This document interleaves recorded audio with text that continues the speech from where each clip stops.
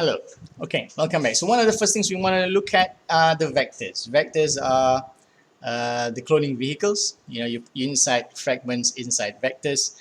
Um, so what are the important features? You want vectors that can replicate on its own. I mentioned earlier that if you put your DNA inside a bacteria, as the bacterial divide, it will make copies of your DNA. But what's more special is that if you put it inside a special type, well, a plasmid, even before the bacteria divides, the plasmid can already make copies of itself. So that means to say, instead of just having one fragment, you put it inside a bacteria, and then the bacteria, you get two from one copy, it makes two copies. If the plasmid can make copies of itself, so like say, as you put in the plasmid, it makes like 10 copies of itself. If the bacteria divides, then instead of having just two, now you have 20, right? So you're looking for a plasmid that likes to replicate inside the host cells even before not dependent on bacterial replication. So numerous copies of recombinant DNA molecule can be produced and passed on to daughter cells. Why do we need something that's small? It's so that we can handle in the lab. Big fragments tend to break, so you tend to want to make to use in smaller fragments. Normally in the lab, we're talking about doing with DNA that's less than 2,000. Normally it's less than 1,000, so that is easier to handle. So you're looking for plasmids that are relatively small. You need vectors that, say here, the copy number. What are registration sites? You want a bacteria that has specific sites that you can cut and put in your fragment. I'm going to talk about that later when we talk about registration enzymes, and also we're going to talk about selection markers when we talk we talk about selection.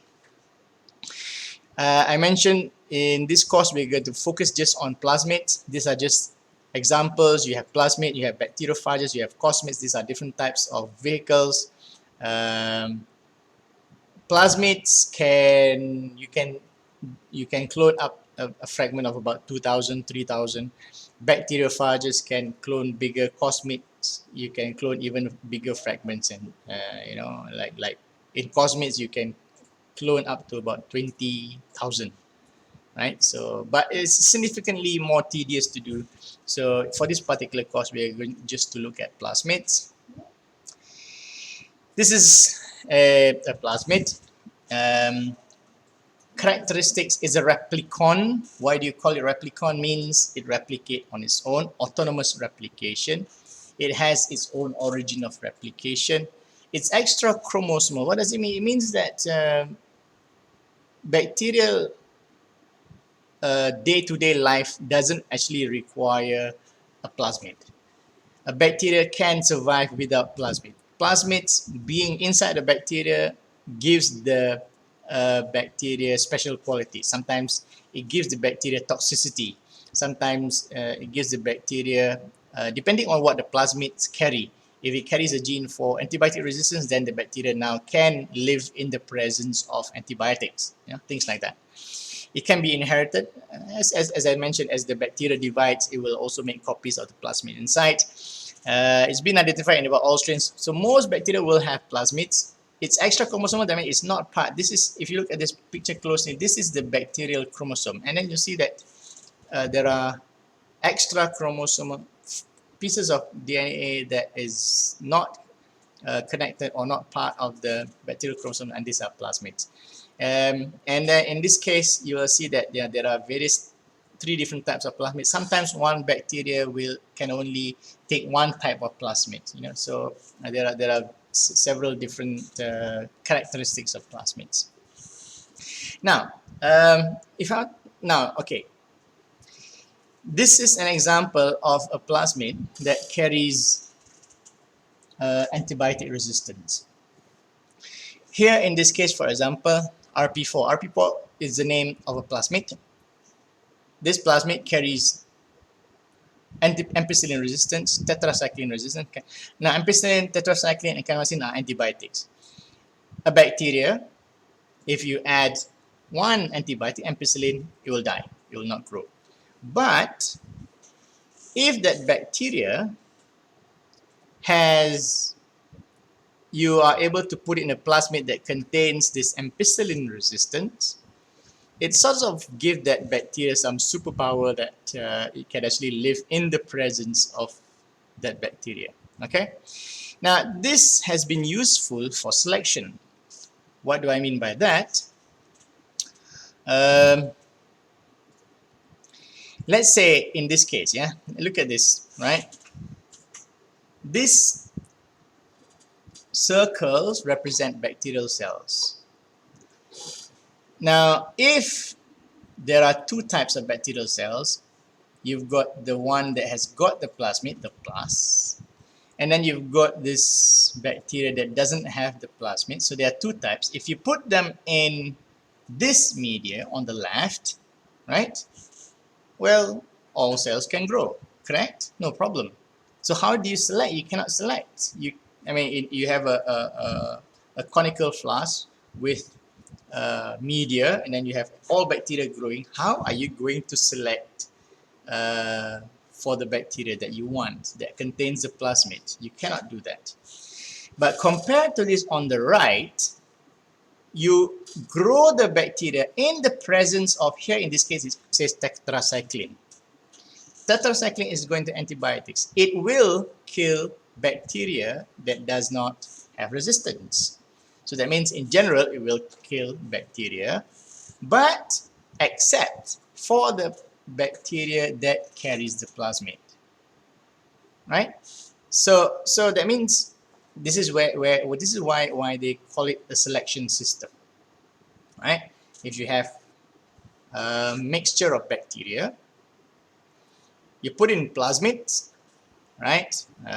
You treat the bacteria so that it takes in foreign plasmids. Now they will be bound to have bacteria that takes the plasmid, and there will be some bacteria that doesn't take the plasmid.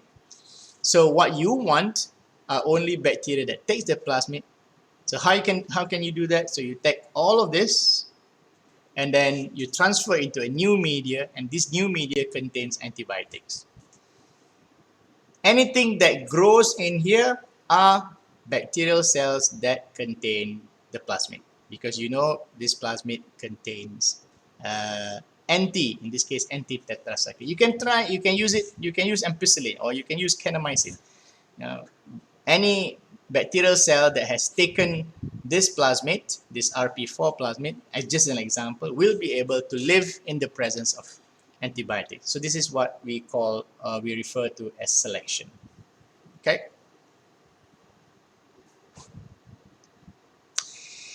Now, so plasmids give extra qualities to the bacteria, and that has been useful for selection.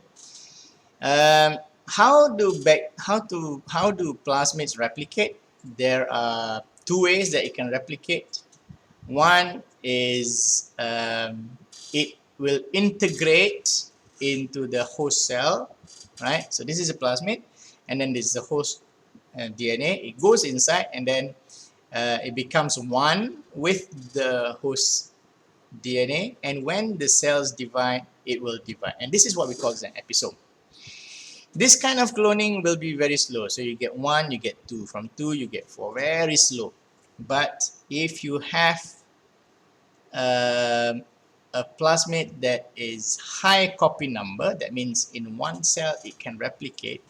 So you're talking about relaxed plasmid, present in multiples of copies of 10 per cell, even before the cell replicates, even before the cell divides, is already making a lot of copies. If you use this kind of cell, that means there is an advantage that instead of having just 2 copies, you'll have many more copies, right? And these are plasmids that do not require integration into the host. It can survive on its own. In normal cases, you'll see them as separate molecules from the bacterial host chromosome. They do not form the episome. Okay, so this is what you're looking for. You're looking for plasmids that have high copy number, and basically it's called relaxed plasmid. Okay. Now, before we go into the enzymes, I will do that in the next video.